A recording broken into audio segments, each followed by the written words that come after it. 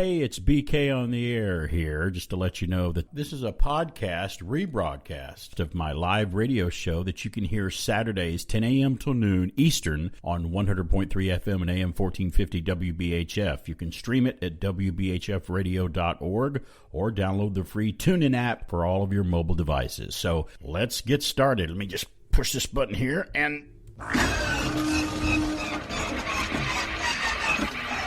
Okay. All right. Let's try this again. Here we go.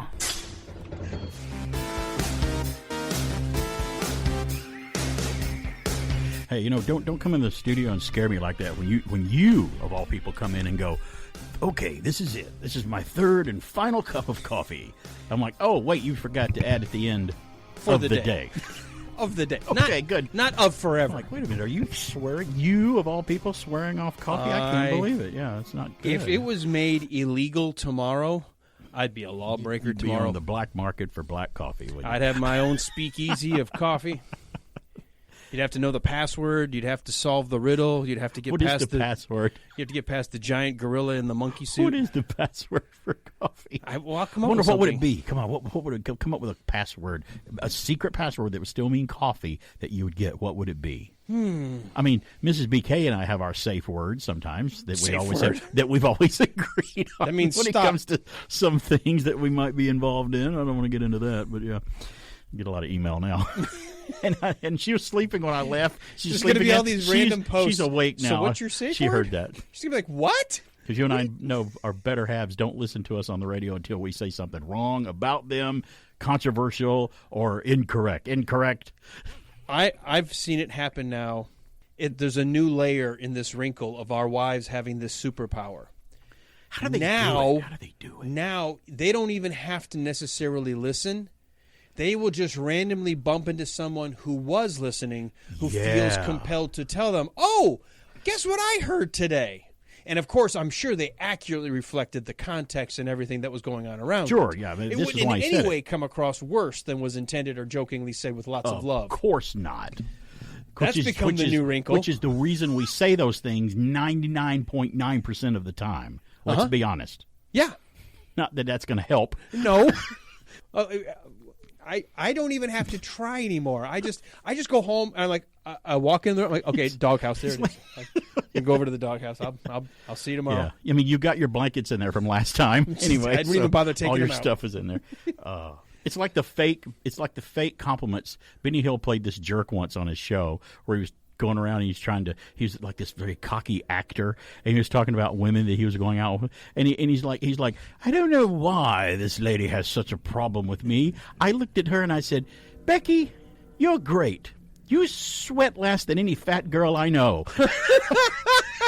It's like, wait a minute. That's a faux compliment. That's not a good real at all. compliment. He's like, you've got the most luxurious, beautiful, soft blonde hair I've ever seen. Why do you dye the roots black? It's not going to get you Why very do you far. dye your roots black? Yeah. Well, hey, it's BK on the air here on AM 1450 and 100.3 FM WBHF. For how much longer, I don't know, by the way, because I don't think I'm going to lose it for anything going on here at the station, but I may lose it for other reason. I may not show up next week because I may be missing. Who knows? But, yeah, she had a rough week this week. So she told me last night when she was hitting the sack, she said, I'm going to sleep in the morning. Apologies to you. I'm not going to listen to your show. And I'm like, you don't listen anyway. You're usually sleeping in on Saturday. Anyway, that's beside the point. But she goes, I'm going to sleep in and do nothing. Because for her, this week, my wife is a school teacher. This week, school is out for her, the Cobb County break? school system that she works for. She's out this coming week. So I'm like, what are you going to do? She's like, a whole lot of nothing. I'm like, well, good. You do that. It's a break. That's what they're for you to recharge and regroup and realign the tires and everything. do everything you need to do. That's basically what we do when we go to the beach. Or we go somewhere like that. We go down there. We do nothing. A lot of people go down the beach, and there's nothing wrong with this. There's no wrong way to do it. People go and go, oh, there's a new trail. You can rent Segways and go down this nature trail and stuff and do that. Or you can go parasailing. Or you can go bungee jumping. Or you can go skydiving. Or you can do this. Or you can go out on jet skis and rent them and do this and do that and do this and do that. I'm like, okay, that's cool. That really sounds fun. When we go to the beach for however many days, our way of doing it now is we go, We check in at whatever condo we happen to be staying at, and there's a prerequisite that Mrs. BK has. She goes, if we go to the beach, I know we can save probably several $100s if we stay about a half a mile from the beach and drive and park to the beach and schlep to the beach with all of our equipment and stuff. She goes, no, when we go to the beach, we're doing it right. We're staying in a condo right on the beach where when I open that door, those sliding glass doors on the 15th floor, I see nothing but the ocean. Yep. I hear it. I smell it. I experience it. It's great. It's such a great view. So that's the way we do it. And we will set up our, you know how you go glamping. When you guys go glamping, we set up our fortress, which is basically two of our great lounging chairs with umbrellas and everything, and our buggy that we have, our little cart, and we set up on the beach, and that's where we are all day. Yep, that's how we do it. We may walk back to the condo to use the bathroom, go eat a little Generally, bite of lunch there's a lunch or something. break. Yeah, that's it. At the very heat of the day, usually around maybe 12:30 or 1. Yeah. Come back around 3. You just take an hour and a half to kind of Sure. eat. Yeah. Maybe take a cat nap in the air conditioning, and then you go back out. Yeah. That's the way we do it. Now, one or two nights while we're down there, depending on how many nights we stay, we'll go out to a restaurant that's nice that we were big fans of there, like that has seafood. Because you guys, hey, as we know, you get great seafood on the coast. We go to the places. Who would go to Captain D's or Long John Silver's? Can we get on a the filet coast, of fish on the coast? It's like, and maybe the locals go because they're like, no, I just want Long John Silver's. But on the today, flip side, I also try not to go to the touristy named restaurants. Exactly. Yeah. I say, where we don't do either. you go for seafood? Yeah. That's where you find where the good seafood is. And then when you find They a place, generally don't even look good. No. On the outside, you're like, this is where we get the seafood. and you stick with it. Always good. And you remember it when you go back. There's a reason they call them hole-in-the-wall restaurants, because sometimes they're not worried about marketing. They're Right. worried about giving you a good meal. And every now and then you might be sitting there eating at the table and look around and go, oh, there's a hole in the wall. I guess somebody kicked a hole in it and they didn't fix it. I do love exploring local cuisine when I go somewhere. It's fun. And did you know that her and I will travel for food? We live locally. We do eat locally, but if we know of a place that's 100 miles away that's a great restaurant, we will drive, maybe not all the time, but maybe once or twice a month. We're like, that restaurant out in Commerce, Georgia, I know it's 90 miles away, but there's other things to do there. Let's go have lunch there today or dinner there because it's just really great, and it's just a road trip, and we will travel for food. Yeah, we'll travel for food. There's a place that she is at, and by the way, I need to let you know this because coming up for our 10th anniversary, we're going to Panama City just for the heck of it. And this year, we'll have been married 10 years. In May, we're going to go to Panama City, and there's a place down there that she just will eat twice at this place when we're down there before we leave. It's a place called Captain Anderson's. They're not affiliate. They don't advertise on the station. They're down in Florida, but it's a fantastic place. And they have crab fingers that they put in this garlicky, buttery sauce, and they bring it out with these what they call cracked bread rolls that have like a top that looks like it's all cracked or whatever and baked. It's their own thing they do. And she goes nuts. That's all she orders there. She doesn't order an entree. She'll order this big appetizer, and she talks about that. When we leave Panama City, she goes, can't wait to go back. I'm going back next year. We're going to have that Captain Anderson's. It's just fun to have stuff like that to look forward to. Totally agree. I love food. Can you tell? Look at me. Just look at me. Well, you can't live without it. Well, you need 3D glasses. It's PK on the air. We'll return after these messages. Your nearest Captain D's just came up with the best reason to chicken out. It's the Captain's Monday and Tuesday Super Value Chicken Dinner. You get a generous portion of golden fried chicken fillets, crisp French fries, fresh creamy coleslaw, 2 Southern-style hush puppies, and the Captain's own sweet and sour sauce. And all at a special price of only $2.59. The Monday and Tuesday Super Value Chicken Dinner, only at Captain D's. Captain D's, a great little seafood place. My guest today Thank you. Did you hear the one about the fellow walked into a barber shop? Hold it, Uncle Milty. This is my show. It was. What did I do? Come in too late for the feature? I'm talking to a cartoon. But I'd like to say something, Uncle Milty. Oh, no. How did I get booked on this show? I got to find a new agent. That's right. Look one up in the yellow pages. It's the fast, easy way to find almost anything. Thanks. What's up, Doc? For fast information about almost anything, let your fingers do the walking through the yellow pages. Now back to the show. Oh, yeah. I don't care who this guy is. I don't care what he can do. This is our fight. You ready? Ready. A conqueror reigns. I will burn them out of time for what they've done to me. closed. You're not getting out. The next chapter in the Marvel Universe has arrived. Ant-Man and the Wasp: Quantumania. Rated PG-13. In theaters everywhere now. Theaters everywhere now. Ant-Man and the Wasp: Quantumania. I went to see it last night. I'm going to get into it here in just a second. First of all, I want to bring up a point, which is I had good news about going to the movie this time. I discovered that there was good news for me and my wife and bad news for me and my wife.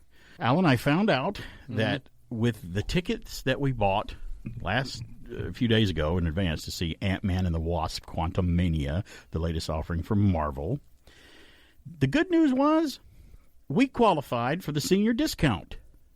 The bad news is we qualified for the senior discount. It's both bad news and good news together. Are you officially double nickel? I'm double nickel plus 2. My birthday was yesterday, and I turned 57 yesterday. I'm 57 Why did I think we were years old. only 3 years apart? No, we're a little older. We're a little I further can't apart. hang out with you anymore. We're a little further apart. You're way too old Hey, for me. you would have hung out with me if you was a teenager. You'd want me to drive you around everywhere. Well, We talked about that. I'd be afraid of you. And you should have been. Look how big that guy you is. should have You been. think we'll ever be as big as the seniors? I don't think so. We're not allowed to. We're little. Okay, change what you said and you should have been afraid of me and say, are we going to be as fat as that guy? I didn't say that. For other reasons. That would have been much more appropriate if you just said it that way. It's more correct to say it that way. The old puberty train was a little late arriving at train station Sanders. Or I maybe I slept in and I missed it. The puberty train, the train that we couldn't wait to jump on and get to, and once we were on it, we're like, let me off of this thing, this crazy thing. When I was a 9th grader and I'd see a 12th grader, I was like, there's no way I'm getting that big. That's like my dad big. Yeah. Yeah. Hey, I used to ride the bus as a kid. 4 years later, why am I not as big as my dad? I used to ride the bus as a kid and see all those cars driving around and doing things. I'm like, man, I wish I wasn't on this bus and I could be free and do all that. Little did I know that once I was, I'm like, oh, it's not free. I got to go to work and pay bills and stuff. Yeah. So you find out real quick. Yeah, we qualified for the senior discount of getting movie tickets. Now I think it's like $2 or something like that. Now, technically you qualified a couple of years ago. I'm sure. I know, but we didn't really know that until just recently because we didn't check. We didn't care. I didn't even want to take advantage of it. I'm like, do we have to buy the senior tickets? I know we'll save money, but that means I've actually acknowledged it. And I'd just rather go. It's like when I'm in line at a restaurant and they're like, you want a senior coffee? I'm like, no, I'll pay full price for the coffee. I don't care how old I am. I don't qualify. I am telling you right now, I will not.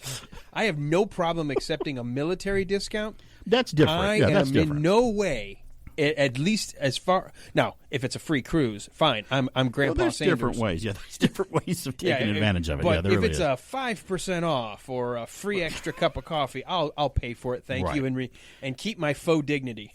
Your faux. We've been using the word faux a lot this morning. I've noticed. You started it, and I keep it going. Well, I did take advantage of the discount, and I did. Well, Ant-Man and the Wasp: Quantumania. Where do I begin?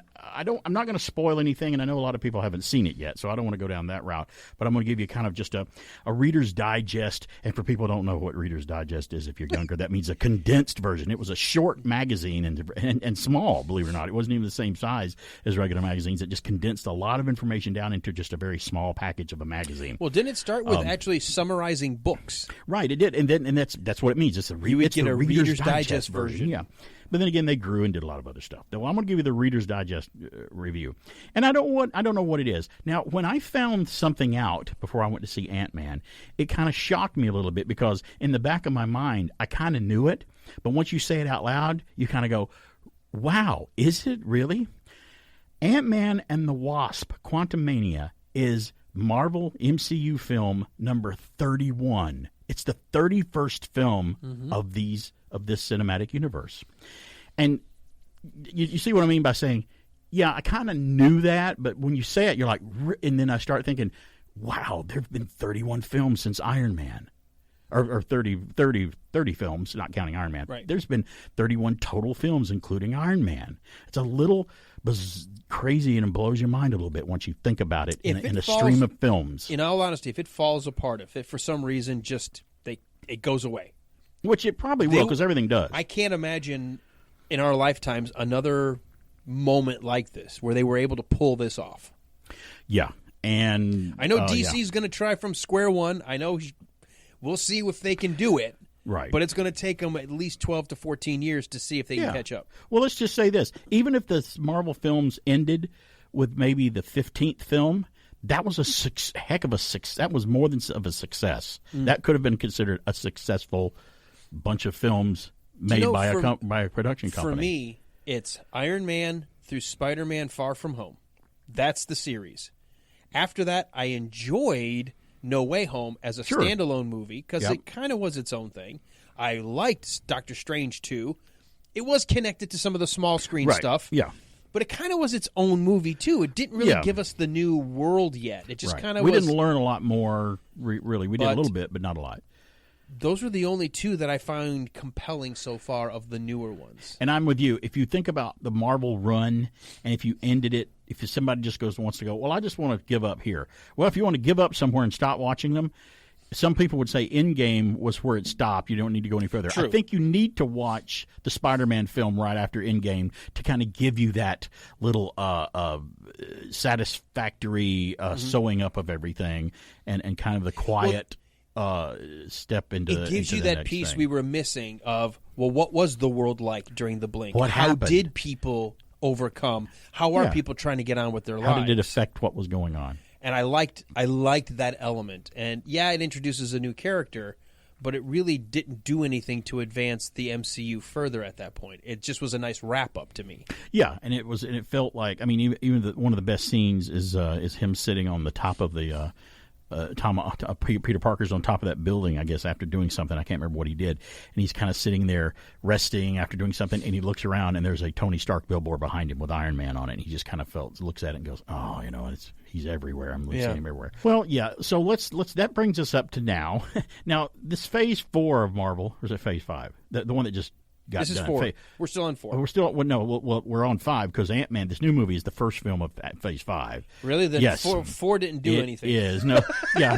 Phase 4 was lacking. Let's just say that. Not a lot happened in Phase 4, and I think they wasted a lot of time not preparing us or doing anything to build up to the next big whatever it is. This one actually starts that with we're introducing a new villain, not new to Marvel, but new to viewers and whomever might not be familiar with his character. Ant-Man and the Wasp. Okay, let me get the ratings out of the way. Out of between 1 and 10, I would give Ant-Man and the Wasp, Quantumania, maybe a 6.25. I enjoyed it much better than the Eternals, which is not saying a whole lot. I know that. I'm trying here. I also enjoyed it more than Thor: Love and Thunder. I know I'm still not saying a lot, but it's certainly those two movies set the new benchmark low. Yeah, they and for different reasons. It's not the worst Marvel film, but it's certainly not the best Marvel film. I felt that it's confusing because it's not that I was confused about what was going on. I'm confused about what the screenwriters were trying to do, putting together a screenplay, because it seemed to me like they had three different ideas and something, and they tried to put them together, but it just kind of looked like, okay, you go over here and do this, and you go over here and do this part of the story, and I'll do this part of the story, and then we'll just weld them together with a soldering iron here in the middle. And when you weld something together with something like that, you can tell where it's welded. You can tell, like, okay, there's obviously a seam there that you put two things together. And it felt very disjointed when I was watching it. It's a beautiful film. I mean, there's great special effects. Paul Rudd is fantastic as Scott Lang, like he always is. He's acting just exactly like Ant-Man would. Michelle Pfeiffer as Evangeline Lilly's character, as her mom, is great. Michael Douglas is there again, doing his thing. Everything is there Ant-Man wise. It's just I don't know what happened to the screenplay. And I looked up who wrote the screenplay, and the guys from the animated series Rick and Morty. And his other writing credits are like some of the Academy Awards. I'm like, well, when you have a writing credit for the Academy Awards, what are you writing stuff that people say during the show? All the bad jokes. Is that what you're doing? Don't You're writing. And I apologize if you're a Rick and Morty fan. And I tried to watch it once, and it's just not my cup of tea. I'm not the right age or mindset to enjoy it. I do like comedy sometimes, but that one's just not for me. It's like the new Star Trek series Progeny, which is the animated comedy. And I'm like, I don't watch Star Trek for animation and comedy, so I just didn't get it. And they say, it's kind of like Rick and Morty. I'm like, that's why I didn't like it. But I don't know why they didn't choose the same people that wrote the last maybe Ant-Man movie or something like that. So I don't. That's the problem I have. The other big problem I have, which seems to be everybody loves, who's the guy that plays Kang? His last name is Majors. He's in the new Creed movie, and he played the Kang variant in Loki as well. Yeah. Jonathan Majors, I think that is his name. If I'm wrong, somebody will let me know. I just was not impressed with his performance as this Kang character that he was playing. I hated his Kang in Loki. I thought it was annoying the way he was acting, on the desk and being all casual and quirping little one-liners and stuff. It would have been okay to have that be part of his personality, but that's not menacing to me as a villain when you act that way. It works with the Joker because the Joker's different. He's a psychotic jokester, which he's funny, but he's going to kill me, and you get that feeling. Thought it was a very weak performance. I did not enjoy his performance as Kang the Conqueror at all. So that could have a lot to do with it. There's a character that returns from Ant-Man that you think is dead, which is not a spoiler, but I won't tell you who it is. But there are some surprises. When in the multiverse is so well done, it's beautiful. It's another world. You know how Doctor Strange took us to like another plane of Marvel. This takes us to yet another thing. That was another good thing about it. And but they threw in some Mad Max Beyond Thunderdome in there and some Avatar looking stuff, which we'd all kind of seen before.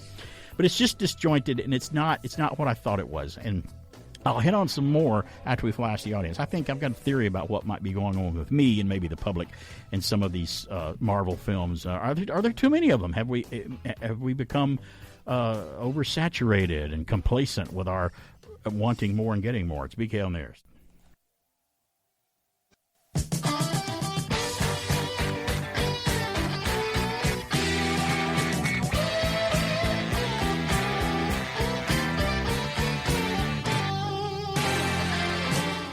You're listening to BK on the Air.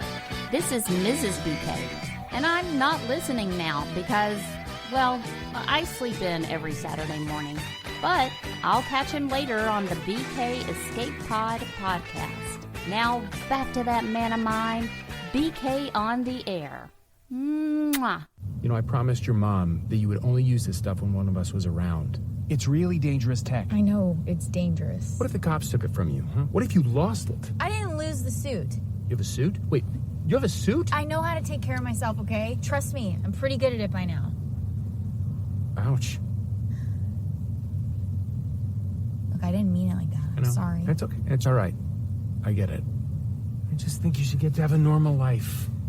Dad, a guy dressed like a bee tried to kill me in my room when I was 6. I've never had a normal life. How about some music? And in that moment, all I could think was, how did the Hulk turn me into a baby? Will I be a baby forever? Am I the Hulk's baby? Dad, are you listening to your own book? But I was ready for anything. No, that's, Steve this is the radio. Turn it off. It's so weird. Something's wrong with this switch. It won't turn up. I said turn it off. What's that? Turn it up? All right. A little after that, a raccoon from space showed up. I don't think he knew my name. I was just happy to meet a raccoon who could talk. So there you go, a little bit of a little more from Ant-Man and the Wasp: Quantumania. Like I said earlier, I wanted to keep the momentum going. We'll flash the audience here of the news, the weird, the strange, and the bizarre in a little bit. But I wanted to keep the review of Ant-Man going along here and give my little more reviews of it. That's more of a first part of the film where they're still in the real world of Earth before they get zapped down to the quantum zone. A lot of it, I didn't have a problem with any of their performances. Scott was being Scott. That's Cassie you're hearing, his little daughter that he called Peanut. She's like a mid-teen now. She's older, played by an even different actress that played her in Endgame. So she was fine. She was great. That's Evangeline Lilly, the Wasp, there in the car with them. And Scott and her have taken their relationship even further. They're even more in love now. Like I say, 50% of the movie I really liked. I think about 50 or something like that. Maybe 49, 51, maybe. I don't know. I didn't like a lot of it that they were trying to do. It was almost like they had 2 or 3 different films going on, and they had no way to make them all intertwined together. That's what I thought. That's my opinion. My opinion, and used to be a quarter would get you a cup of coffee. No, my opinion, and $9 now will get you a cup of coffee. No matter where you happen to get coffee somewhere, unless it's at a gas station or something. There's nothing wrong with that. But yeah, this is the 31st film from Marvel. And I started to think to myself, is it not that great of a movie? Was Thor Love and Thunder was it okay and Ant-Man's okay and the Eternals, or is it just I've just become to where I expect am I inside getting bored in my brain of these films? And I'm like, no, I don't think so, because I love Doctor Strange and the Multiverse of Madness, and I loved the offering on Disney Plus. I loved Hawkeye, so I do love a lot of the later things that they've been trying to do, here and there. But I don't know if that's it. I think that they've started to fall into a trap of being a creative team, of picking people that maybe aren't on their best game about of their talent and what they do, and they're picking them for whatever reason to write or do things or play roles. Or is it that just they do so well with stuff, they're expected to up it every time they do another film? And there's a battle in this movie that's almost as big as the fight against Thanos at the Avengers headquarters when he blew the headquarters up in Endgame, and they fought him at the end. I'm like, well, this is just a characters film. There's no need for an Endgame battle in this film, because you lead up to that. All the original films were lead ups to Infinity War and Endgame, to a big giant crescendo of finale. And there's no reason to do that now anymore in an individual character's movie. This is an Ant-Man movie, so I don't know. It's like a music group or a rock group. They make a huge album. I'll take, for example, Fleetwood Mac. They come up with an album, and you know it as well as I do. Rumors, biggest, most successful album I think that they ever did. Well, guess what? Lindsey Buckingham and them had to go back into the creative room, and make a follow-up album to that. And what do you do after that? Well, they come out with an album called Tusk, and it was a good album. But when you listen to it, but when you listen to it, it's almost like, and he's admitted it, or some of them have admitted it over the years. Yeah, it sounds like we're really trying over the top with Tusk to outdo that album, because we're just going way over the line of creativity in some ways. You had some great songs on it, but when you do that, you wind up you're not being true to yourself. You're not writing the way you were, and I just see that maybe that's part of what's happening with these, along with the other things that are factored in as well. The other thing that can't be ignored is the first 25 to 26, that first set of film, all tried to stay true to the source material and the way that the source material had been delivered back in its day. They had to update it for the movies, obviously, but it was about the characters of each of these individuals, their backstories, so it was story-driven. Right. We weren't getting cultural messages interwoven or taking us off the track. We were staying focused on the story. And I feel like the last 5 or 6 films, a new breed of writers come and said, now that we have an audience, now we can make our messages heard. Well, that's not that shouldn't be your job. Go tell your own original story. Come up with your own story where you've got a message you want. You should be doing you should be creating a story within the existing fabric of the world. Definitely a part of it. Factor that in with them believing their own press and thinking they can do no wrong. Oh, we're Marvel now, and I think we get to where, like, whatever we make, it's going to be great. They're going to go to it.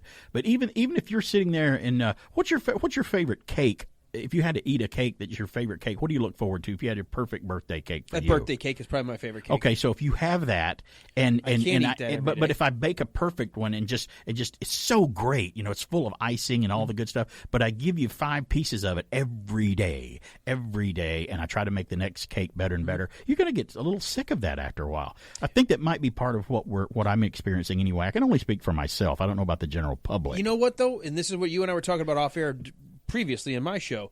I went back. My wife and I rewatched like all the movies, starting with Iron Man. We didn't do it all at once. We did it over the course of a couple of months.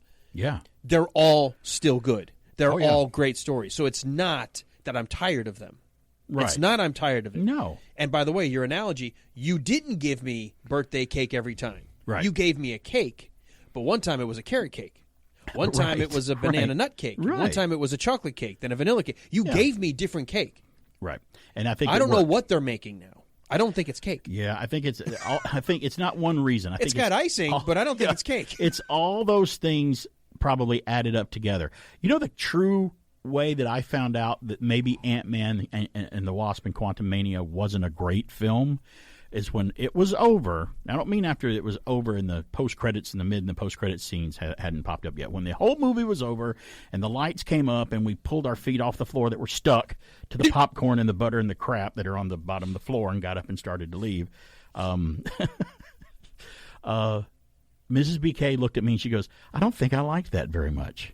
And I'm like, now she loves the Marvel films, but she's not a devoted Marvel comic reader and is into it as I am.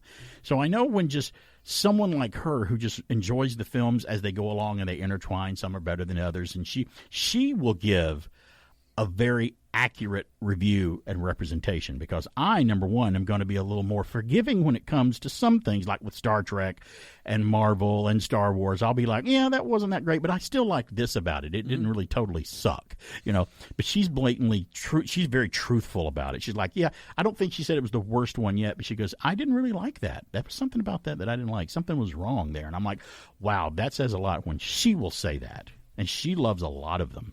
And she's really vested that's my concern, into because them. I know you're more forgiving. I watch things much more critically. If you're giving it a 6, yeah. Well, and again, you'll never know till you see it finally. Yeah, you'll have to watch it. I will guess you'll eventually. See it. But yeah, and I am hoping. I hate having to do that. I hate it because I am hoping beyond hope that Guardians 3 doesn't fall into the same problems we're seeing. I hope not. Because I want so desperately to like this movie. Yep. The trailer looks great. Right, me too. You'll see a big screen trailer about it. One more thing about it. When the villain's on the screen in Ant-Man and the Wasp, Quantumania, there's no joking going on. It's totally serious, and I did like that about it, unlike Thor, Love, and Thunder. It's BK on the Air. And now, these messages. Oh, bright ideas and an Oreo cookie. It's a bright idea to dunk it or to crunch it or unscrew it or to lick it or to trick it. But no matter what you do, it's true. It's fun to munch a creamy, crunchy chocolate. Oreo goes great with imagination. Puts the yum in your creation. Oreo and Oreo double stuffed cookies.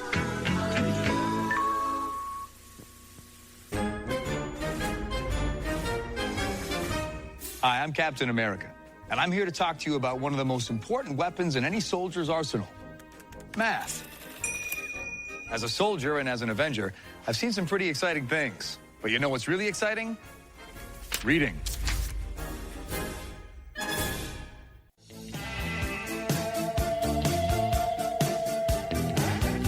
BK on the Air. It's kind of the word that I always want to use when I want to fix everything. It's a magical term, abracadabra, and I want to just fix everything. That's that. And did Harry Potter use a derivative of that word for the killing curse? Is Avada Kedavra. Yeah, no, but it sounds like abracadabra. It does a little bit. It really does. And I'm like, is that like a little wink of magic, wink there that J.K. Rowling I have did? always liked how the Looney Tunes played with those words, because remember that phrase, open sesame? Right. And the one guy goes, open sesame. I'm like, that's clever. Abracadabra. Hey, Looney Tunes did a lot of great things. At their height in the late 40s and early 50s, those cartoons, they will hold up 100 years from now. Yes, they will. They will continue to go. I always say, duck of your head, Lola Brigida. It's so funny.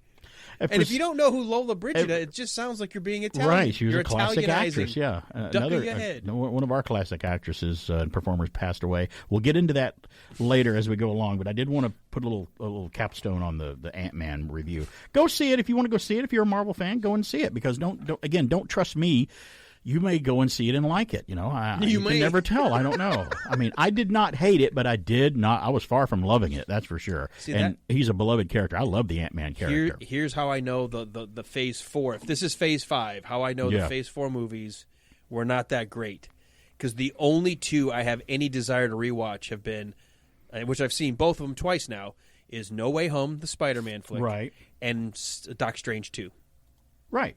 And I haven't rewatched any of the other ones. No desire to rewatch the other ones. I love Doctor Strange and the Multiverse of Madness. And a lot of that for me had to do with Sam Raimi making it, because I'm a fan of his directorial and his production style and stuff, and he was very suited for the Doctor Strange universe because they delved into a little bit of horror and a little bit of weirdness, which I thought was great. I mean, the scene in Doctor Strange where he brings the ghost things, the skeletal things out, and they're helping him fight Wanda. That's straight out of the Evil Dead. That looks just like the Evil Dead, that's him. That's what he brings to the table. And you and I both know that we love his Spider-Man trilogy. Yes, he did before. He's a great filmmaker. Not all of his films are big hits, but some of them kind of fell short. But most of his films I really love. And we pay attention to directors because we are film fans and we love the craft. But it's that time that we flash the audience of the news, the weird, the strange, and the bizarre. And look out, I have the first news. From UPI, a mysterious boom that prompted multiple reports of an explosion in a Texas county, and you may have heard this on the news, caused by a meteorite strike, officials said. Hidalgo County Sheriff Eddie Guerra said numerous reports of a loud explosion were made in the lower Rio Grande Valley near Mission this past Wednesday afternoon. Guerra said that the sound is now believed to have been caused by a meteorite. What's the difference between a meteor and a meteorite, Alan? One hits the ground. And one just flies across the sky. One's in outer space. Spotted by two pilots flying near Houston, the meteorite is believed to have struck Earth about 5:28 p.m. on Wednesday. The National Weather Service in Brownsville, Texas, confirmed that a satellite system aimed at measuring lightning strikes detected an apparent meteorite strike at the same time. Guerrero tweeted that the exact point of impact is unknown, and he said there were no reports of injuries or property damage. By the way, with all these sightings of, might be UFOs, surveillance balloons and weird things going on, train derailment of toxic train derailment. I told you this at the break before we went on the air. I feel like Roy Neary, Richard Dreyfuss from Close Encounters of the Third Kind. I really do. I think I should, if I have potatoes at my next meal, I should be forming them in the form of Devil's Tower in Wyoming, because all of those things happened in Close Encounters. I feel so weird. It's surreal. I'm in a Twilight Zone episode. It feels like you're in a Bond villain movie. And add that too. Add that in there too. For me, I keep coming back to this is a Bond movie. We're living a real Bond movie, which are supposed to be ridiculous to really swallow in real life, and yet here we are. And you know what? The way some officials are reacting to all of this, I feel like I'm in Mars Attacks as well. So we're here the to government's help you. doing stupid things right now. What's going on? All right. Well, guess what? I've got the next news. I can only wonder what it is. Well, I'll tell you. Funny you should ask. A pair of British brothers-in-law each pulled a 1.65-ton van a distance of 32 miles to become co-holders of a Guinness record title. Ooh. James Baker, age 36, and John Darwin, age 32, completed their feat side by side at Elvington Airfield in Yorkshire, and both stopped at exactly 32 miles to become co-holders of the Guinness World Record for farthest distance pulling a vehicle in 24 hours as an individual. The brothers-in-law said Darwin's bout with leukemia 14 years ago inspired them to start competing in challenges each year to raise money for charity. They started out running half marathons and then marathons before deciding to take on more demanding challenges of the van-pulling world record. The men said the record stood at 2.1 miles when they first decided to attempt the challenge in 2019, but they soon learned the record had been increased over time, because other people are always trying to break records, to 21.1 miles. Baker and Darwin decided to continue to train for the record, and in October of 21, they jointly set the record at 22.1. The men decided to take their record even further, and 10 months later, pulled vans side by side for a distance of 32 miles. Wait, I got the next news.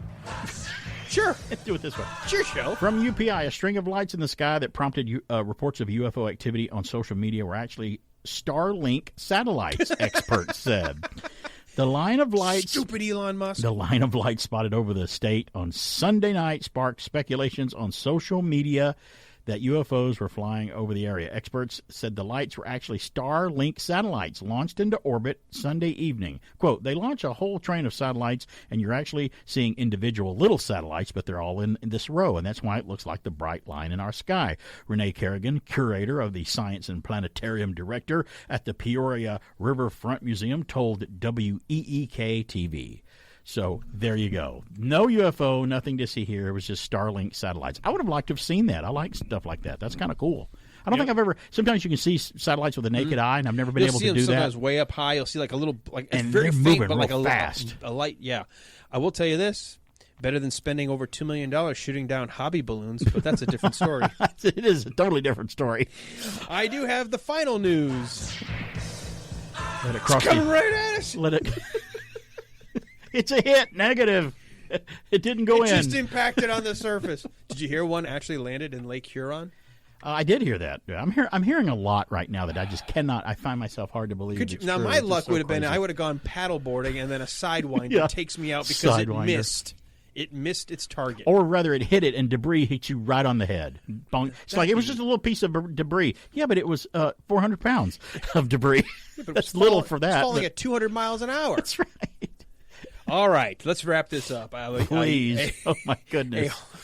A Harley-Davidson motorcycle dating cool. from 1908 sold for $935,000, making it the most expensive bike ever sold at an auction. How much? $1 million.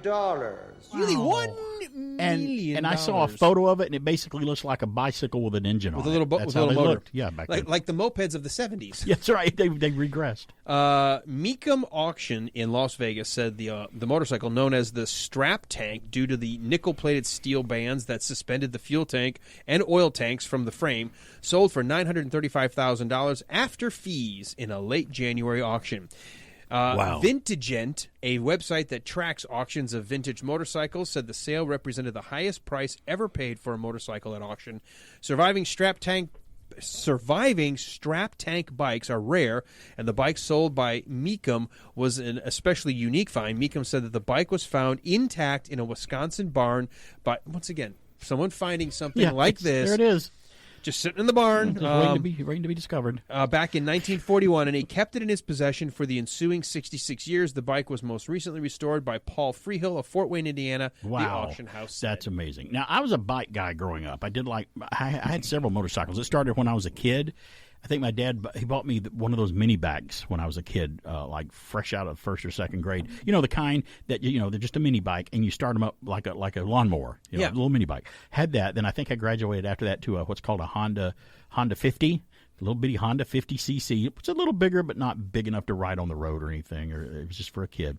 I shouldn't have had it because, this kid like that shouldn't have this kind of weapon driving around with it. It's basically a missile that can drive around. But it was fun. I don't remember taking any big spills in it and getting hurt. Of course, then again, I may have done it and didn't remember it. Had a head injury. Just didn't remember it. But then again, later on, I had a KZ 400 Kawasaki back when I was early teenager. Then later on, I think I remember owning a Honda Shadow. Oh, yeah, that was a popular I had a Honda bike. Shadow for a while. That was in the 80s. Bike. Yeah, in the 80s. And then I had a Yamaha Viraga, I think it was called. It was very nice. So on and off for years, I had a motorcycle. So I can appreciate that story. But you said it was a Harley Davidson they found. Yeah, one of the first oldest Harley Davidsons. I admired them growing up, but I could never afford a Harley Davidson because they were very expensive. They're I know still they're made very in America. expensive. And I don't want to make a lot of Harley guys mad. I know I will when you say this, but I think Harley Davidsons might be just a little tad overrated as far as that goes. Yeah, I didn't say they were They're bad. just going to come down here with forks and But torches. I asked some guys once, and I'm like, "Hey, you guys ride motorcycles and stuff?" I think it was the mall back in the '80s, and I said, "I ride. You looking for somebody to ride with you guys? Well, what do you got?" I'm like, "It's a Honda Shadow." He's like, "No, I don't think so. You're discriminating against my Japanese bike."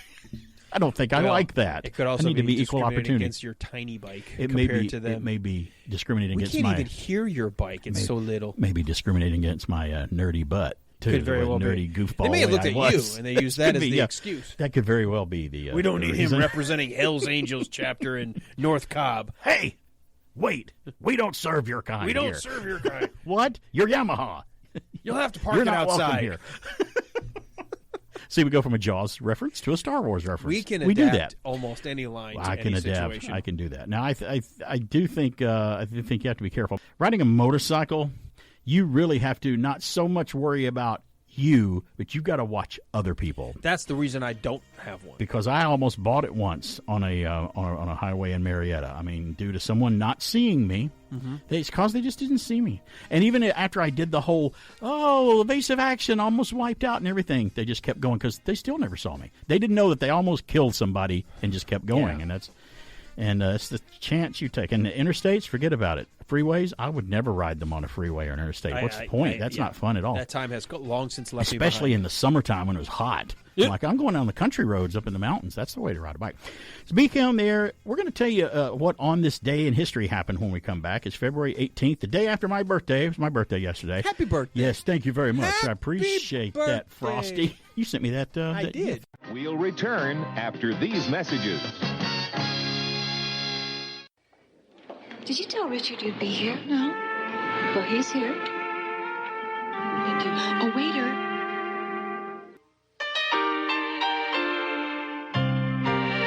I can't seem to forget you.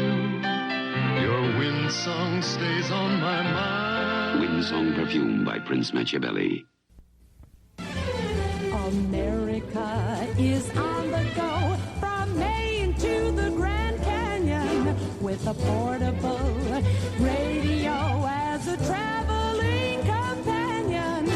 America is on the go, Detroit to San Diego with a portable radio, a toteable, packable, portable radio. Wouldn't a delicious ice-cold beer taste particularly good right wood? Sure it would. So, when the Smart Set gets together, you can be sure they're having one Weisenheidel beer after another. Weisenheidel. Look for the smiling face of the Archduke Ferdinand on every bottle.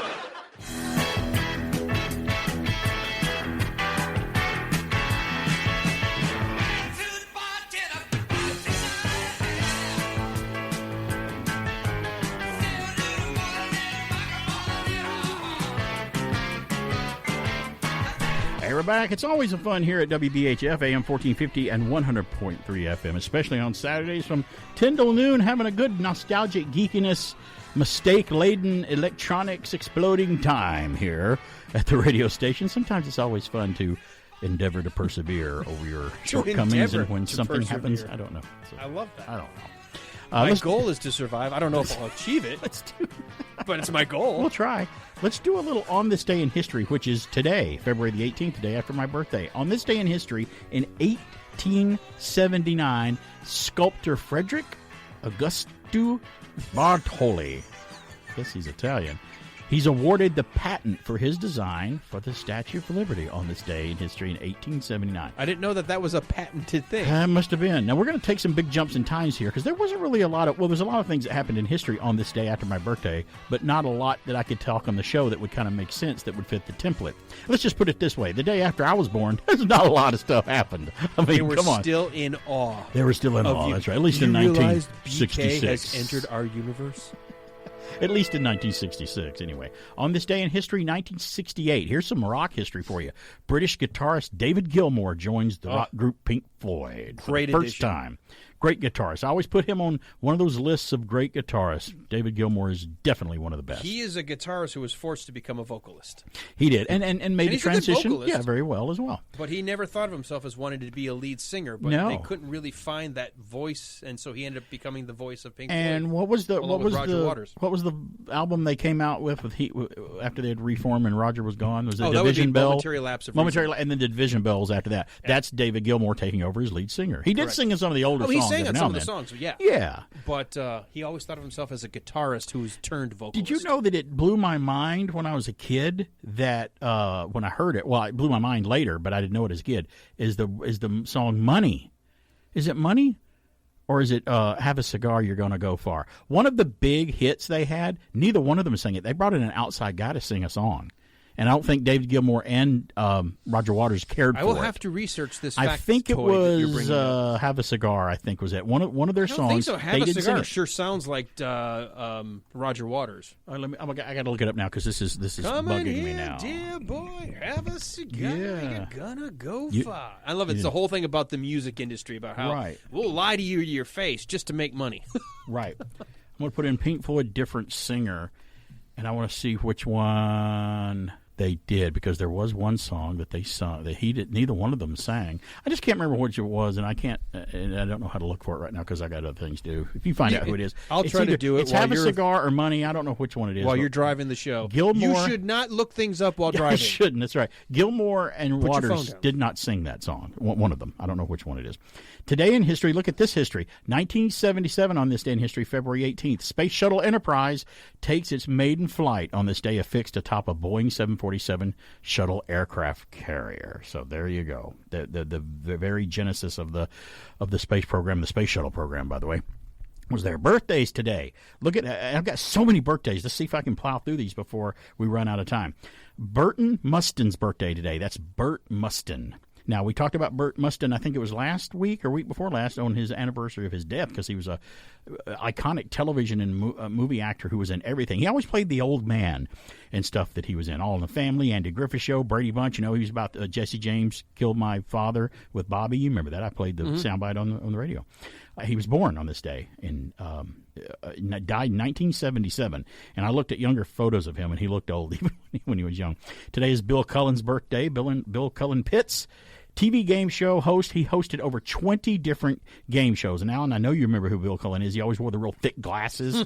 God, what did he? They didn't put the game shows on here because there's 20 of them. He hosted Blockbuster and just so many games. And he died in 1990. Today is one of my favorite actors' birthday. I was a huge, and his real name was Vladimir Palahniuk. Is his real name? That's the real name of Jack Palance, American actor. City Slickers, Contempt, Batman. Jack Palance was in so many things. He did the push-ups at the Academy Award. That's the time that he did the push-ups. For. City Slickers, which was what was the name of his character on City Slickers? It was not Rusty. It was Curly. Curly. Yes. And it was his brother in the second one, or was it his ghost or something? It was his twin brother. It was his twin brother. Boy, they really copped out on that to get him back. So I thought it wasn't a bad sequel. He was great though. I like City Slickers. I really liked the first one. First really one's good. great. Jack passed away in 2006. He was great. He really hammed it up in Batman with Jack Nicholson. He goes, "Oh, come here, Alan. You are my number one guy." He had that great breathy delivery. And he played Dracula once in a TV movie, and he was a really scary Dracula. I remember being as a kid. Today is Alan Melvin's birthday, American character actor. You know who he is. Just when I tell you who it is, you'll know. His name is Alan Melvin. He played Sergeant Hacker in Gomer Pyle, USMC. He played Sam the Butcher in the Brady Bunch. He played Archie's buddy Barney in All in the Family, and I think he provided the voice of some cartoon characters too. He was another guy that was all over the place. He passed away in 2008. Today is George Kennedy's birthday. American actor, Cool Hand Luke. He was in Airport. He had his own cop show called The Blue Knight, and he was Frank Drebin's partner in Naked Gun. George Kennedy. He was on a Match Game episode not too long ago that I was watching. He died in 2016. And today is also Yoko Ono's birthday today. And they have her listed here as Japanese artist, poet, singer, and second wife of John Lennon, born in Tokyo. Wait a minute. Hold on a minute. They have Yoko Ono listed as a singer? Let's hear some evidence of Yoko Ono in singing.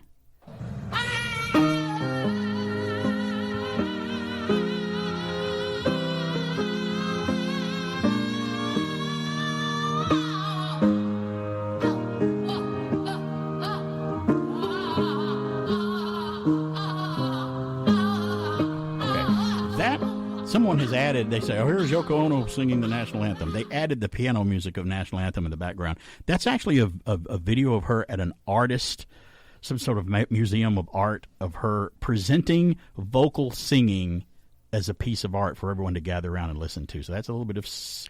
hold on. I need to take singing off of here. Hold on. With Let me take that off. This list of what she does. The whole backstory of what it did to the Beatles. No. I thought it was a made-up name. It was Yoko. Oh. Say what you want, but she cannot sing. I'm sorry. And you know what's funny is that whole performance there that you heard of her making those noises, which they thought is singing, I guess. The scant number of people that were surrounded her, she's just out in the middle of a room with white walls performing with a microphone, and that was her piece of art, was her doing that. Those people standing there, which was about 22 people, they all applauded afterwards. And I'm like, I don't know that I could bring myself to applaud. That's just me now. Again, that's just me. So happy birthday, Yoko What Ono. John saw, I don't know. I will change this. Japanese artist, poet, and second wife of I'll skip the singer part in the description. Today is now. Let's move on to a real singer. How about this? Dennis DeYoung's birthday is today. The American rock vocalist from the group Styx from 1970 to 99. Wow, talk about the Styx songs. Come Sail Away, Babe, The Grand Illusion. Just some. Styx was another one of those kind of bands that critically gets ripped apart by Rolling Stone and stuff, saying, oh, they're just fluff, they're just stupid rock, pop rock, they're no good. Styx was great. How can you say that? I loved Styx. And his voice, not only instantly recognizable, but so good. He was a great singer. Today is Vanna White's birthday today from the Wheel of Fortune. You want to take a guess how old she is today, what she turned today? Isn't she in her mid-70s now? Well, 65. You were close. Hey, she'd get the discount at the theater. For some reason, I thought she was older. Now, she'd get the discount at the theater. I get it now at 55. Or 57 now. And they were saying, happy birthday, you're 57 now to me all day yesterday during my birthday. I'm like, not until 10:50 p.m. I was not born until 10. I was a nighttime baby, late night, 10:50 p.m. And my mom continuously reminds me, yep, February 17th. Back in 1966, it was the coldest day. I remember just how cold it was. It was so cold. I'm like, is that all you can say about when I was born? It was a cold day. It was a cold day. It was okay. Wait a minute. It was cold, by the way. Today is John Hughes' birthday, American film director. Oh, come on. Breakfast Club, Ferris Bueller's Day Off, Planes, Trains, and Automobiles, Uncle Buck. Just name the movie that he directed.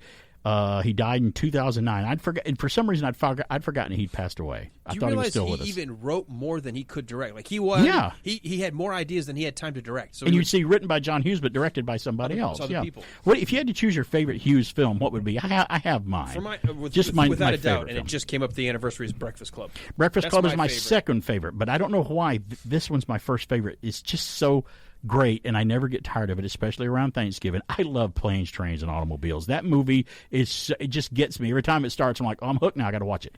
It's just so great. I love it. Say. It's probably an easier list to say. What are the bad? What are the bad ones? Well, it's starting to be that way with the Marvel films. Which Marvel films do you not like? Right. Because and that list is kind of growing, by the way. Unfortunately, as we mentioned in hour one. Today is John Travolta's birthday. Today he is. Take a guess how old he is today.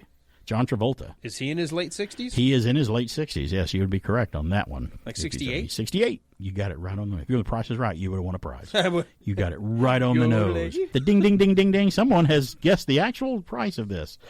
And talk about John Hughes and the Breakfast Club. Today is Molly Ringwald's birthday as well. I didn't know. How about them filming the film and they shared birthdays on the set? So ironic. The movie just came out a couple of days ago for its anniversary. 2 days later, it's John Hughes' birthday and Molly Ringwald's birthday. 16 Candles, cool. Pretty in Pink, Breakfast Club. She was another one of those actresses that were just everywhere. Now she's almost nowhere.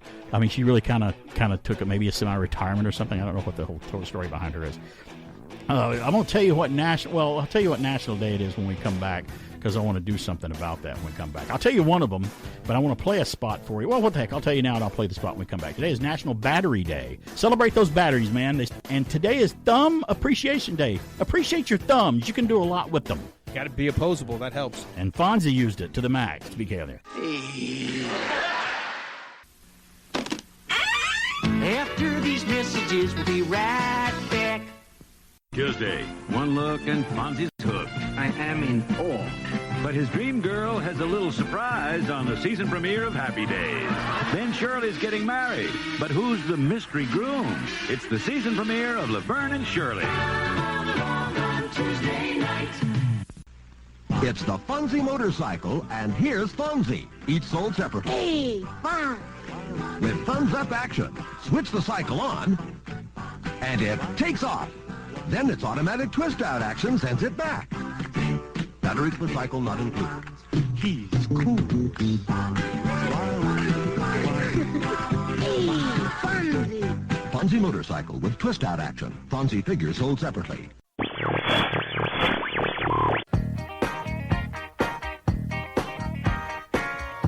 Hey, we're back. It's BK on the air here on AM 1450 and 100.3 FM WBHF. Now, while we're on the break, I did go and look up what song I was thinking about that Pink Floyd. I know what it is. Did you find it too? It was Have a Cigar.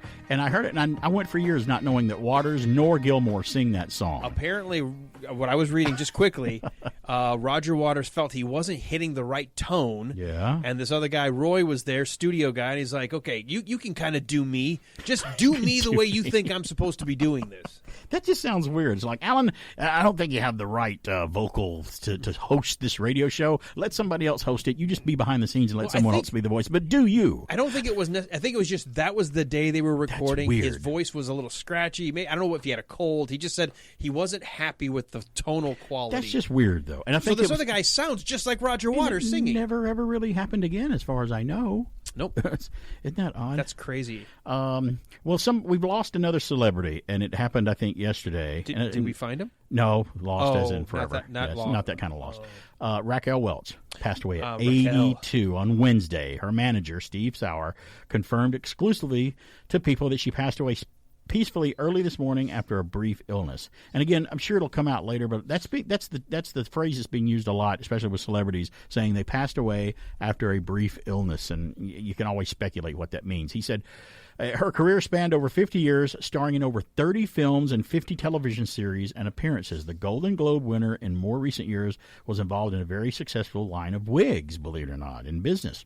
Raquel leaves behind her 2 children, son Damon Welch and her daughter, the very beautiful Tawny Welch, Tahnee, who I only remember her from being in Cocoon, the first Ron Howard Cocoon film with Steve Guttenberg. She was the one girl that he kind of made out in their own alien way with in the pool. And it was kind of fun to watch that. So it's like, okay, no, we don't. It's not kissing. Right. We don't do that. We don't do that. It says, following the news of her death, people sent tributes for her on Twitter. Of course they did. Now, I'll admit right here, I'm very guilty. I wasn't very familiar with a lot of Raquel's work. It was only certain things that I knew she was in because I didn't follow her career that much and just wasn't really that into her. But I knew that she's a very beautiful woman. There was a reason. And I do know the fact, a little trivia for you, is she was one of the people that auditioned for Marianne in Gilligan's Island back in the 60s and did not get the role. It went to Dawn Wells. But Dawn Wells even said, yeah, I remember seeing a girl in line dressed in pigtails and stuff, and it was Raquel Welch, and she was like, boy, am I glad I got the role after all. So she did, and I don't know, maybe I could see her in Gilligan's Island. Maybe she was a little too exotic. Funny, I would have thought of her as Ginger. Yeah, she might have done Ginger too, but she auditioned for Marianne. For me, you know how they always talk about like classic beauty, because it changes over the years. There's right. For me, Raquel Welch, like that to me that's the classic beauty. Her, like Sophia Loren, that very exotic-looking beauty that's just Grace Kelly. Not rail thin, not right, fat, but had a figure. I guess I can talk. I'm old enough, I can say that, right? No, yes, we're both totally qualified to say that. Very natural yes, beauty. Very that to me, that classic Grecian kind of statuesque. Yes, and I like that type of beauty. I'll run down some of the things that I was more familiar with her about. She was in a 1 million years BC. She played Loana in 1 million years BC. And you ever seen the poster of Raquel where she's wearing the loincloth and she's just kind of standing there, looks like a cave woman? That popular poster was very popular. That's from 1 million years BC. It's a very cult film from back in the day. She played Cora Peterson in The Fantastic Voyage. I remember that movie where they shrunk him down kind of like Ant-Man and injected him into this man to cure his disease and fight the disease that he had inside as living antibodies in his. And another film that was way ahead of its time. Very imaginative special effects and Fantastic Voyage. She was also in Naked Gun, 33 1/3 with Leslie Nielsen. She played herself in The Naked Gun.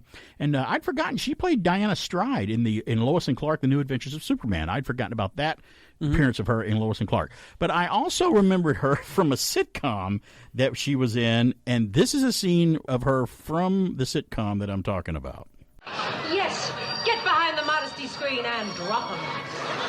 You'll never get away with this. If I don't come home for supper, every cop in Boulder will be on your tail. What's a supper? What's a cop? What's a boulder? What's the difference? How should we start? Maybe we should rub him down with baby oil. Baby oil? No. That'll leave us slick in the hot tub. What are you doing? Well, I'm stalling for time. Well, snap it up. I have a planet to destroy. All right, I'm suspenders. Moral support. Pants. Hold on. Are you finished? Well, I think so. Then haul it out here, Toots. Yeah, so there she is as Captain, I think her name was Captain Minerva, the alien captain in Mork and Mindy, with obviously Robin Williams doing as much as he can to probably go off script on the show, as he often did as Mork from Ork there. And I do remember as that character. So maybe not your textbook Hollywood memories. Like if I worked for Rolling Stone or Variety, that's the only article I would be able to write about Raquel Welch. They'd be like, oh, we need to have somebody else write the thing about Raquel. He doesn't really know a lot about her. So that's all I knew about her. But she was very beautiful, and you agree that she was, and she was that celebrity presence.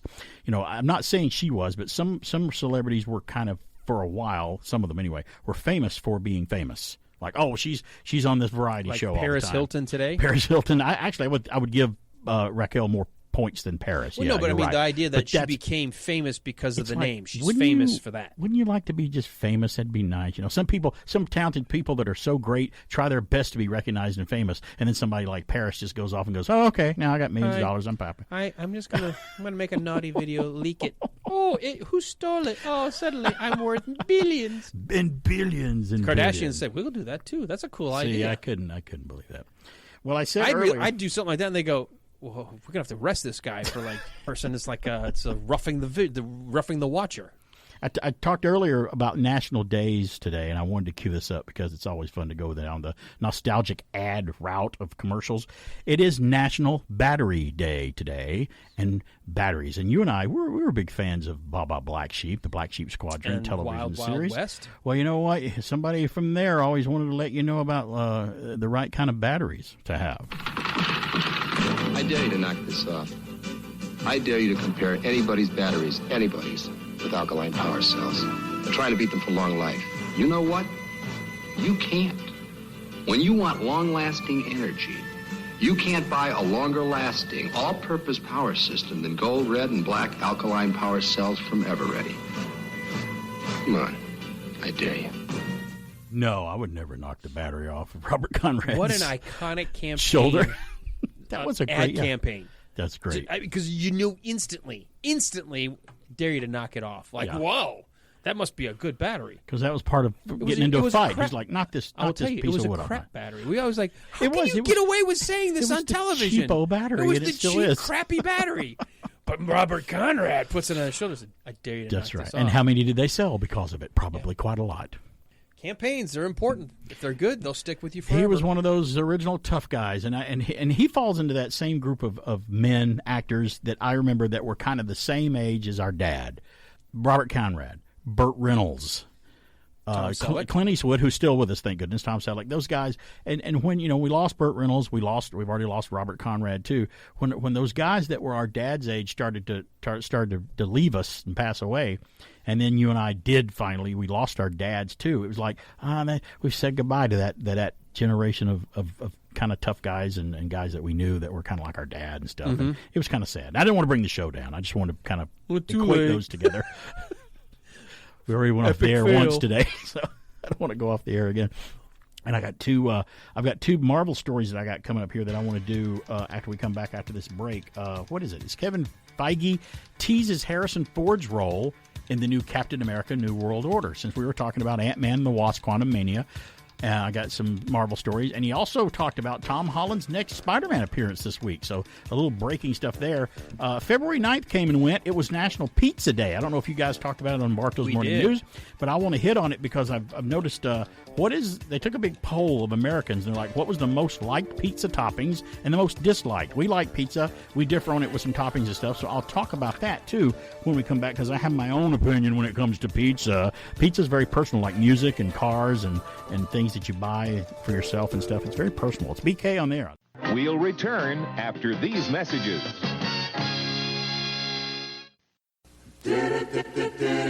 TJ Maxx. Over 10,000 brand name fall fashions arrive at TJ Maxx every week, so it's never the same place twice. No, it's never, ever the same place twice. Yesterday. Next week, next Saturday night, you get the Max for the minimum price. And it's never, ever the same place twice. It's the TJ Maxx.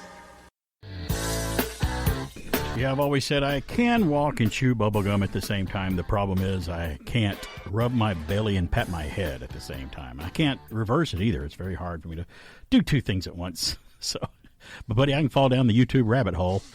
That's for sure. I didn't mean to make you spit take there after taking the thing. You almost sprayed everywhere.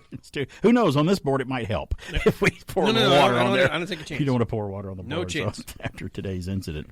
We talked earlier about Ant-Man and the Wasp: Quantumania. I gave it kind of a review. You'll hear it when you replay the podcast.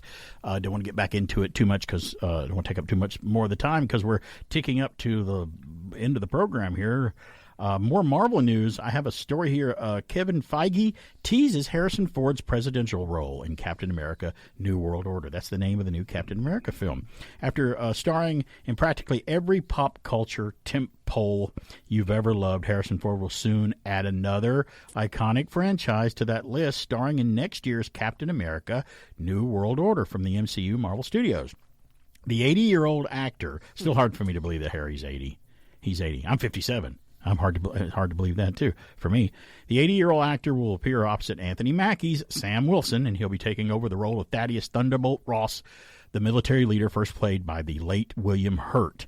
In a recent interview with Entertainment Weekly, Marvel Studios president Kevin Feige opened up about welcoming Ford to the MCU, and he revealed that in the New World Order begins, Ross has graduated from military general to President of the United States. Quote, "This has been a dream for years, ever since Jon Favreau cast Harrison Ford in Cowboys and Aliens," Feige explained. "I was always very jealous of that, so to have him finally in the MCU is just incredible. It's like I can cross that off the wish list," unquote. Now, as Feige noted, there's a certain serendipity to casting Ford as the U.S. president, especially since the actor has tackled that role before, by the way. And I don't know if you remember when Harrison Ford was president. Some of you might remember it. Get off my plane. Throwing Sirius Black off the plane there. Poor Oldman. From Air Force One. Little Oldman. No, it's Little Oldman. He was the president in Air Force One. You think about some of his confrontations with the clear and present danger president is in that, too. So he's had some interaction with the office of the president. General Ross is a key character in Marvel Comics, and Hurt originated the role in the MCU, first starring in 2008's The Incredible Hulk. Mm-hmm. He later appeared in Captain America: Civil War and Avengers: Infinity War and Black Widow before passing away at the age of 71. He's also in one of my wife's favorite films of all time. He's in The Big Chill, and she loves that movie. And he's been in a lot of movies. He was also in the very weird Ken Russell film called Altered States. Do you remember that from 1980? A weird movie at the time. When you watch it, it's about sensory deprivation and going into your mind and going to another plane or whatever. It's just ahead of its time, but weird. Mm-hmm. And some weird experimental special effects in it, too, back in the day. Now, just a reminder, Captain America: New World Order is scheduled to hit theaters May 3rd, 2024. Now, there's another movie there from the MCU that I've got my fingers crossed for, because the same folks, or the writers, creators that worked on the Falcon and the Winter Soldier TV series on Disney Plus, are writing this film too, and to me that wasn't one of my favorite shows. It made me concerned about the small screen stuff, because it was right after WandaVision, which was great. Yeah, I was like, this isn't great. No, maybe they should have led with this, but I don't even think that would have. I still wouldn't have liked it, even if they'd led with it. And that's the one I was looking the most forward to, because it's in the Captain America type feel of show. Yeah. And it's the one I think I liked out of the first ones that came out. I mean, She-Hulk is probably my least favorite at all. I haven't seen Iron Fist, so I can't say that. But it was lacking in several things. But yeah, I hope it's good. I hope Marvel will do a little. The MCU, the folks at the MCU, will take note of some of this. I know that the only thing that will affect them is the bottom line and the money gross. Right. I mean, if everyone goes, "Oh, this is not that great of a movie," but if it makes $2 billion, that's all they're going to look at. So that's the thing. Another Marvel story. I'll get to this one right quick from Entertainment Weekly. Kevin Feige has teased Tom Holland's next Spider-Man appearance. He goes, "We haven't seen the last of Tom Holland's Spider-Man." Well, I certainly hope not. Marvel Studios has laid out its release schedule for the next several years, as they always have, teasing Phase 5, 6, and beyond. But there's one notable hero who's missing from the official release schedule: Tom Holland's Spider-Man, who last appeared in 2021's Spider-Man No Way Home, which we both loved, by the way. Talk about merging the Spider-Mans together. It was fantastic. Mm-hmm. In an exclusive interview with EW, Marvel Studios president Kevin Feige Feige opened up about the future of Holland's Spider-Man, revealing that a new Spidey story is officially in the works. Quote, all I'll say is that we have the story, he told Entertainment Weekly. We have big ideas for that, and our writers are just putting them pen to paper now. It remains to be seen what the story will be exactly. Will it be a solo Spidey film or a role in a future Avengers movie? Who knows? But Peter's return could come as no surprise. No Way Home was a massive hit, shattering pandemic box office records and raking in more than $1.9 billion worldwide. It also marked the return of former Spider-Men, Tobey Maguire and Andrew Garfield. Now, Sony and Disney's Marvel Studios essentially share custody. I love how they put custody. You know, it's true. Of Holland's Spider-Man, with Feige serving as producer on Sony's solo Spider-Man films. Franchise producer Amy Pascal previously revealed that a new trilogy was in the works, which would once again focus on Holland's vision of Peter Parker. But last year, Holland himself said that any plans were still in the early days. Quote, we've had conversations about the potential future of Spider-Man, but at the moment, they are conversations, he said to them in February of 2022. So that's, in time terms, as far as doing a movie, that's fairly recent. He's getting better at not letting the cat out of the bag. He is. He's been really getting in trouble. He also goes on to say, we don't know what the future looks like. I have no doubt that he would return as Spider-Man, because I think he has too darn good Why wouldn't time. You? And isn't it true Tobey Maguire has said if they can figure a way, I would love to do a fourth Spider-Man movie himself. And I don't know if Raimi has expressed interest in coming back and doing a fourth one, or maybe just another one, maybe not call it 4, just kind of do one to see what's going on in that universe of part of the world or whatever.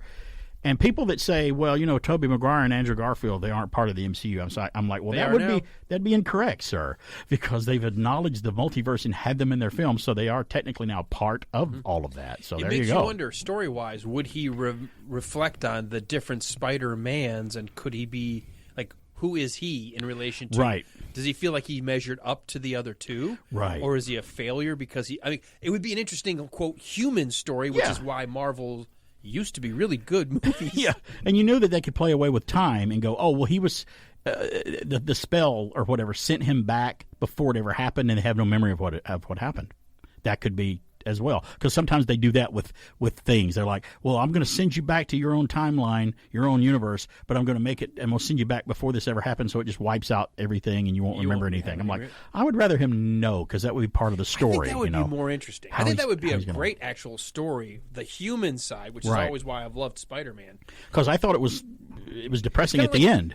When Holland's Spider-Man went back and now his friends don't know who he is, he goes back to the little donut shop and sees them, and it's kind of sad. That is. That he's got to start all over again. On the flip side, in that movie, what I loved is Andrew Garfield's character, his version of Spider-Man. You got the sense of redemption of where he failed in his timeline. Where he basically became almost he became almost a Punisher or something, and being really bad or acting out on things. I just loved the fact that we got that moment of I was able to save the girl this time. Oh yeah, that was great. It's terrible. A great movie. But I'm looking forward to whatever they do. I mean, I know they won't last forever like anything. We've become cautiously optimistic. After the last few productions I have. Every February 9th, millions of Americans celebrated National Pizza Day. They did this past week. I want to hit on it just a little bit. Over the years, however, polls have shown that only one topping remains in pizza. The dominant one is the favored food choice for pizza lovers. YouGov.com conducted a poll in February 2021 to find out toppings Americans love and hate on pizza. After surveying more than 6,000 U.S. adults, the group found that pepperoni was the top choice for 64% approval on a pizza. Absolutely. Other well-liked toppings include sausage at 56%, mushrooms at 54%, and extra cheese with 52%, and onions by 48%. I almost always order my pizza, if I can, with extra cheese. It just makes it more cheesy, and more cheesy can help anything. But here are the most liked pizza toppings: pepperoni, sausage, mushroom, extra cheese, onions, and I'm going to add mine at the bottom with an asterisk. I can also, if I have to, order one with ground beef for my meat on a pizza. That's always nothing wrong with that. Italian seasoned ground beef is good too. Most disliked pizza toppings. Can I guess the number one? What is the number one? Pineapple. Pineapple's not number one. It's number 5. Oh, anchovy. Anchovy is, anchovies, eggplant, artichokes, broccoli, and pineapple. There you go. There's the most disliked pizza toppings in this poll that was taken. Now, I'm going to add my extra one. I'm going to say green peppers. Oh, see. I do not want green peppers on my pizza, because the whole dang pizza will taste like green peppers if they're on there. And my all-time favorite, Pepperoni, mushroom, green pepper. And my favorite is any of the ones off the good list plus none of the bad list at all. I just want pepperoni sausage in any of that order, any kind of meat, but no anchovies at all, and even light on the onions. I don't like a lot of raw onions on my pizza. Now, my wife and I are very much into the meat lover pizza no matter what. If you go somewhere there's a meat lover where you can get like ham, bacon, just don't count anchovies. I know they're fish, but no, they're not. Sausage. They don't go in there. Yeah, that's but a good. That's but with a good me, pie. pizza's the more simpler the better. And I'm a New York pizza guy. I like the thin, crispy crust. But if it's got pepperoni or sausage or both, or maybe just one, mushrooms with extra cheese, actually with nothing else, that's a perfect pizza for me. I can eat that pizza. And if you choose to say, well, we can't have green pepper, but we can have mushroom and pepperoni, sure, I'm okay to eat that pizza. I don't like black olives either. I don't like olives. Yeah, not a big olive. Not a fan. Now, of Mrs. the BK loves black olives. Sometimes when we're not in the mood to order two pizzas, we'll order a pizza with half toppings on half and half. Yeah. Her half will have black olives and mine My won't. half comes with green peppers. Hers does not. And if your pizza place doesn't do that, find another pizza place. Find a different Because joint. you're the customer. You know what I'm saying? If you like pizza made the real Italian way with bubbly cheese, tangy seasonings, pure ingredients, you'll say our pizza is the Mosta. Try some now at the Refreshment Center. So there you go. Pizza, pizza, pizza, pizza. That's Little Caesars. Yep, and and pizzas aren't created equal. I mean, not all places. No pizzas places were injured in are the making not of this all commercial. pizzas are great. I mean, I've gotten some pizzas. I got some really bad pizza once. I went to a national chain many years ago that had fallen out of favor over the years, and that pizza had everything on it that I asked for. It was missing one thing. It was missing the sauce. It was missing sauce. Someone was asleep or didn't sleep that night before when they made that pizza. It's That's not crazy. a pizza. It's BK on there. We'll see you on the podcast, and we'll also see you next week.